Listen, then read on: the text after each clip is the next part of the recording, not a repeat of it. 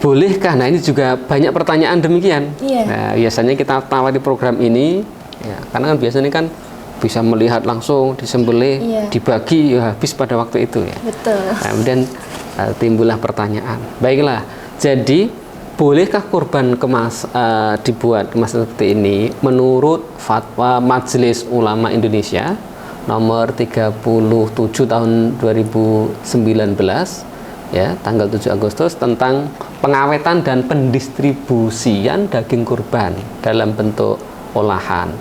Itu membolehkan ya, kurban diawetkan, dikirim ke warga dalam bentuk olahan. Ya, intinya begitu. Itu MUI ya.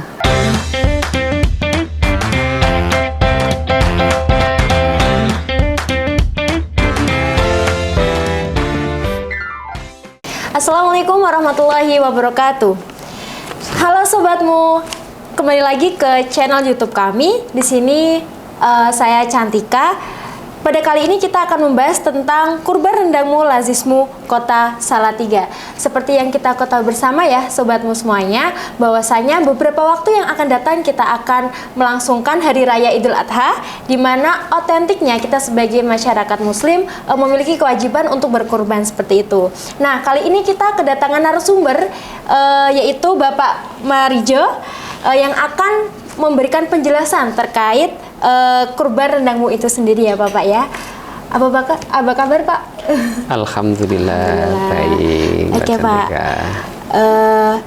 Seperti yang saya jelaskan tadi ya Pak, menurut Bapak nih, seperti apakah program kurban di Lazismu Salatiga itu sendiri Pak? Baik, terima kasih Mbak Cantika dan sahabatmu dimanapun Anda berada. Sebelumnya tentu mengawali bicaraan ini ya sebagai orang muslim yang dimana kita telah mendapatkan rezeki yang berlimpah, yang tidak terhingga, yang tidak terkira banyak dan jumlahnya. Maka sebagai wujud salah satu syukur tersebut adalah hendaknya kita mendirikan sholat dan juga berkorban sebagai wujud untuk mendekatkan diri kepada Allah Subhanahu wa Ta'ala. Jadi sebelumnya berpesan nanti para muslim dimanapun kita berada, mari kita laksanakan kurban sebagai wujud rasa syukur kepada Allah Subhanahu wa Ta'ala.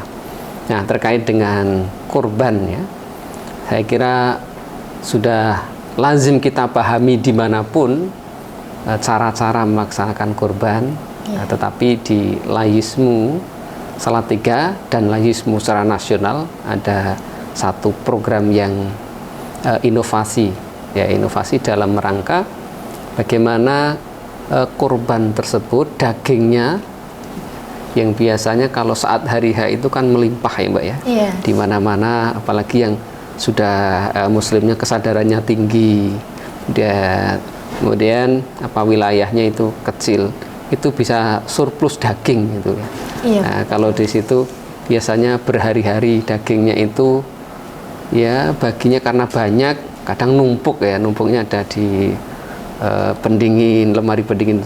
Nah, kalau ini menimpa kepada ya orang-orang yang kurang mampu, misalnya fakir miskin, mereka mendapat bagian daging yang banyak, sedangkan untuk pengawetnya tidak bisa ya, menumpuk, mau nggak mau harus habis di hari itu. Nah, saya kira nanti itu kurang efisien mungkin. Di sisi lain, bisa enggak kita ada inovasi daging yang terkumpul banyak tersebut bisa dimanfaatkan dalam waktu jenjang yang agak lama kan gitu. Makanya ada inovasi dari Lazismu, daging tersebut diolah dalam bentuk makanan kaleng. Ya kebetulan namanya kalau di Lazismu ini ya kita menggunakan rendangmu ya, dimana nanti akan dibuat bentuk seperti ini ya, makanan kaleng yang ini sudah ya nanti dibuka itu tinggal ya manasin, atau kalau tidak pun ini sudah bisa langsung dikonsumsi, dan ini isinya daging penuh ini ya, kira-kira beratnya 200 gram. Jadi itu gambarannya melinda korban di Lazismu dengan bentuk rendangmu itu seperti itu Mbak. Oh iya Pak. Jadi kan berarti rendangmu ini kan berbentuk kemasan ya Pak? Iya. Nah, kenapa dibentuk sebagai seperti ini Pak, kemasan? Dan kelebihannya dari rendangmu itu sendiri apa Pak? Oh iya. Jadi kelebihannya kalau yang sudah berjalan, ya karena ini kan tidak hanya tahun ini ya, tapi sudah berjalan beberapa tahun. Yang jelas untuk diawali dari pertama pemilihan hewannya, kemudian penyembelihannya diawasi dengan ketat, kemudian pengemasannya, tentu yang ada di sini ya higienis, kemudian ya pilihan, kemudian mengikuti aturan-aturan syar'i, halal dalam misalnya penyembelihan, tempat penyembelihannya juga dipantau oleh MUI sebagai tempat yang sah, kemudian jelas ini adalah dikemas dengan cara yang sesuai dengan standar MUI, ya, gitu. Kemudian apa manfaatnya? Manfaatnya dengan dibuat kaleng ya yang awet, itu tidak habis di hari-hari itu saja, tetapi dalam waktu yang lama, sehingga bisa jadi itu nanti penyebarannya sangat luas. Misalnya di daerah-daerah yang sulit dijangkau, misalnya pada saat penyembelihan itu, istilahnya dengan daerah 3T gitu ya. Apa itu? 3T. Terluar, termiskin, atau tertinggal misalnya gitu di daerah yang jauh. Nah, itu kan dalam rangka transportasi ke sana membutuhkan waktu yang lama.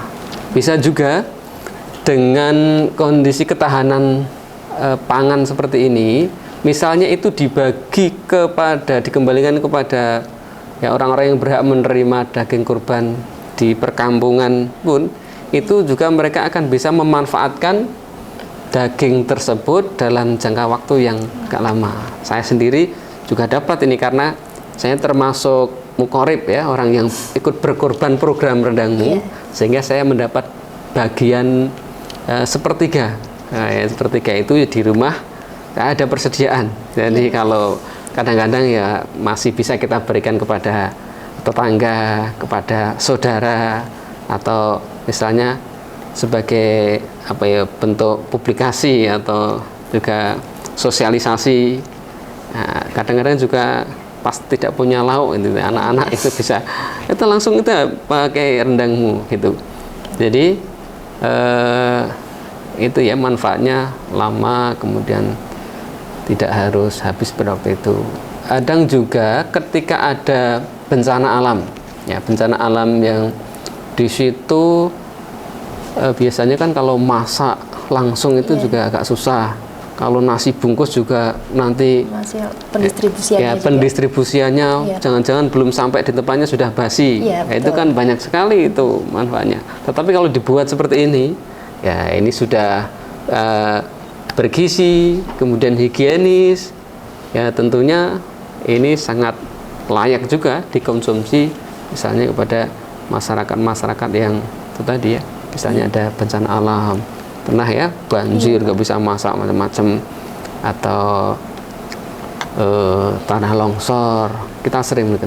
Bahkan sampai ke luar negeri misalnya ada kondisi-kondisi ya bencana kemanusiaan lah, peperangan, sampai dengan di misalnya sekarang di saudara di Palestina, nah itu juga bisa kita kirim rendang yang seperti ini. Jadi kembali lagi, yaitu ya manfaatnya sangat besar itu bagi apa manajemen untuk daging gitu. Sangat menarik ya Pak ya berbentuk seperti itu. Tapi biasanya kan ketika kita berkurban mendapatkan kan dapat daging tuh Pak, seperti itu. Nah, apakah kita boleh Pak berkurban dalam kemasan ini, apalagi dalam bentuk kurban rendangmu tadi?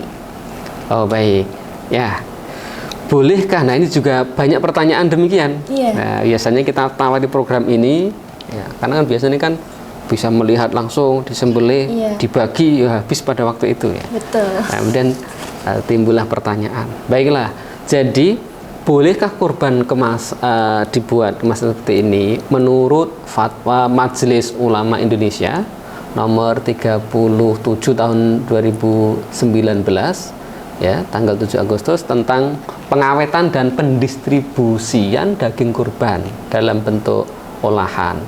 Itu membolehkan ya, kurban diawetkan, dikirim ke warga dalam bentuk olahan. Ya, intinya begitu. Itu MUI ya, apalagi Muhammadiyah tentunya ini yang menginisiasi, bahkan ini sudah merealisasikan itu. Bolehkan kurban kemasan ya, menyimpan daging kurban dengan cara mengawetkan, baik itu diasinkan misalnya ya, ada dibuat dendeng ya, ada cara di kornet, macam-macam. Kalau soal rendang itu kan soal selera saja. Biasanya nanti wah bagaimana kalau dibuat apa ya, misalnya masakan kornet atau dendeng misalnya ya, tidak masalah itu, atau hukumnya boleh ya, jika berlebih tentunya ya, yang boleh dilakukan terlebih jika tujuan dan manfaatnya lebih besar. Seperti tadi ya, kalau disembelih pada hari itu kok berlebih gitu ya, akhirnya mau nggak mau harus dimakan, dikonsumsi hari itu padahal hari-hari lain kan juga dulunya membutuhkan gitu ya. Betul. Atau juga kerepotan kan mengelola di hari itu misalnya. Nah, maka untuk itu tadi kan manfaatnya jelas, lebih praktis, kemudian masyarakat kemudian mampu menjangkau pendistribusiannya itu lebih luas. Itulah saya kira untuk kelebihan-kelebihannya. Baik Pak, selanjutnya pengolahan kurban kemasan ini tuh bagaimana Pak? Ya, pengolahannya ya tadi di depan sedikit singgung. Mungkin berawal dari, jadi ini ya, kita membayar atau itu membeli hewan kurbannya, kita titipkan kepada layismu. Jadi paketannya untuk satu orang itu 3 juta, untuk tahun ini masih berlaku demikian.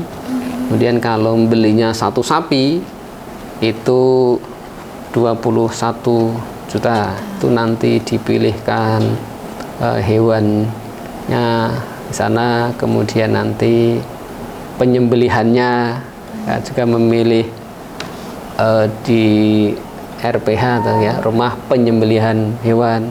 Saya kira ini juga sesuai dengan instruksi ya dari pemerintah ya, supaya nanti penyembelihannya dilakukan di sana, apalagi dalam yang panjang, yang banyak gitu.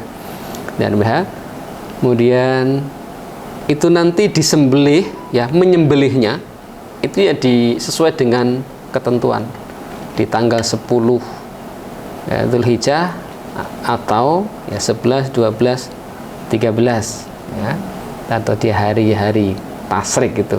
Yang jelas kalau menyembelihnya ya tetap di hari yang ditentukan untuk penyembelihan. Hanya saja ini nanti ya diproses ya, dan prosesnya juga tidak lama sih ya, paling 1 bulan setelah itu sudah jadi kemasan seperti ini. Nah, kemudian ini tadi kira-kira beratnya 200 gram ya. Nah, kemudian apakah ini semuanya disebar atau didistribusikan kepada misalnya di 3T? Bagaimana haknya muqarib atau pengkorban? Masih tetap ya, masih tetap mendapatkan yaitu 1/3. Nah, kalau misalnya 3 juta nanti misalnya menjadi 60 ya. Nah, karena diperkirakan satu kemasan ini ya 50.000 gitu. Misalnya 3 juta itu menjadi 60 kemasan seperti ini, kaleng. Itu berarti 1/3-nya pengkorban masih dapat 20 kaleng. Nah, itu pun nanti misalnya kok kita lokasi kita atau domisili kita kok masih banyak yang membutuhkan, itu pun bisa lagi yang lain itu juga kita bagikan di sekitar rumah kita atau domisili kita. Jadi sangat ya fleksibel ya, bukan berarti muqarib juga tidak mendapatkan haknya, juga tidak begitu ya. Baik Pak, berarti pendistribusian dari rendangmu itu sendiri sama seperti hewan kurban pada umumnya seperti itu Pak? Ya. Daging kurban. Ya, intinya juga bisa sama, bisa justru lebih luas daripada meluas itu. Lagi, ya. Kalau langsung disembelih di tempat itu dibagikan daging kan mau nggak mau ya. Sekitar ya kemampuannya untuk bertahan kan ya di hari itu harus selesai, dan mungkin yang terjangkau ya hanya di daerah sekitar itu. Tapi kalau kita ingin menjangkau yang lebih luas, lebih jauh ya, apalagi lebih lama, itu berarti itu. Bisa rendangmu itu ya Pak? Ya, berarti kurban kemasan, kurban yang dibuat kemasan seperti ini, paling tidak ini adalah ya mempunyai 5 kelebihan. Yang jelas sesuai syariatnya, tetap sesuai syariat. Ya, yang kedua, manfaatnya lebih lama, ya lama. Kemudian sarana peningkatan gizi.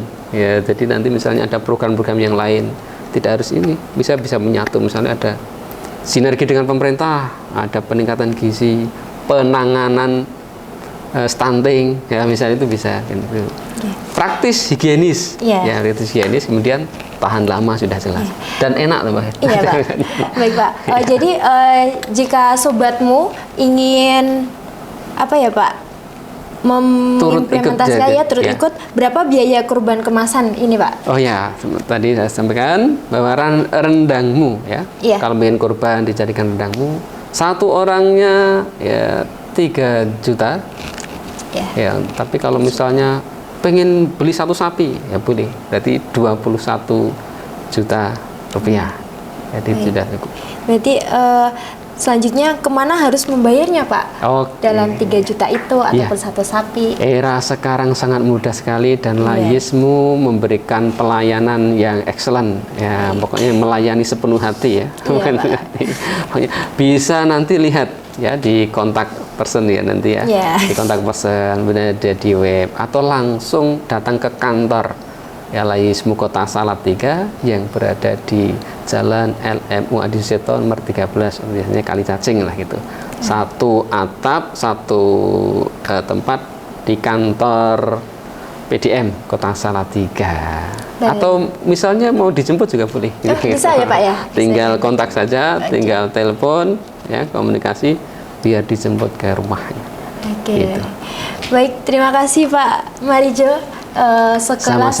Sekilas memang banyak benefit yang kita dapatkan dari rendangmu ini ya Pak ya. Itulah inovasinya harus lebih memberikan manfaat ya. Betul. Jadi kemanfaatannya tuh lebih meluas seperti itu. Jadi sobatmu yang ada di rumah dan dimanapun berada, bisa tuh ketika ingin berkurban ya Pak melalui Layismu Kota Salatiga, bisa klik link di bawah ini ya. Gitu ya Pak ya. Jadi terima kasih Pak Marijo atas ilmu yang telah diberikan. Jadi jangan lupa berkurban untuk Idul Adha nanti. Terima kasih. Sekian dari kami. Nantikan podcast selanjutnya. Terima kasih. Wassalamualaikum warahmatullahi wabarakatuh. Waalaikumsalam warahmatullahi wabarakatuh.